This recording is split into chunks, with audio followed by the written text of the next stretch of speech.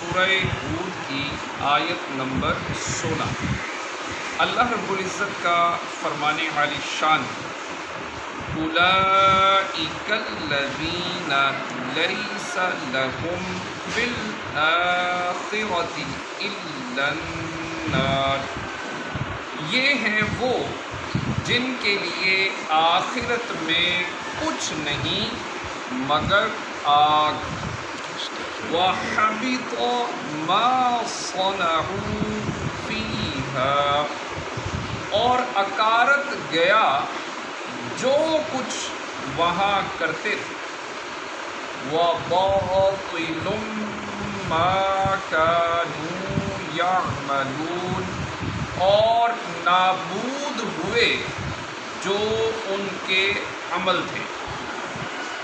امام ضحاک رحمۃ اللہ تعالی علیہ فرماتے ہیں کہ یہ آیت مشرکین کے بارے میں ہے کہ اگر وہ صلہ رحمی کریں یا محتاجوں کو دیں یا کسی پریشان حال کی مدد کریں یا اس طرح کی کوئی اور نیکی کریں تو اللہ تعالیٰ وسعت رزق وغیرہ سے ان کے عمل کی جزا دنیا ہی میں دے دیتا ہے، اور آخرت میں ان کے لیے کوئی حصہ نہیں۔ ایک قول یہ ہے کہ یہ آیت منافقین کے بارے میں نازل ہوئی۔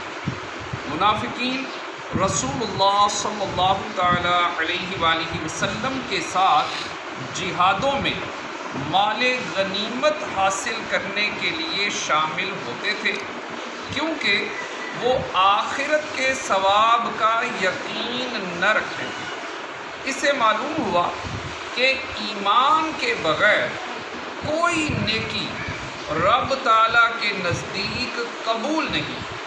جیسے نماز کے لیے وضو شرط جواز ہے، ایسے ہی اعمال کے لیے ایمان شرط قبول ہے۔ صلو علی الحبیب صلی اللہ علیہ وسلم۔ اللہ پاک کی بارگاہ میں دعا ہے کہ جو پڑھا سنا ہمیں توفیق عطا فرمائے۔ آمین۔ آمین بجاہ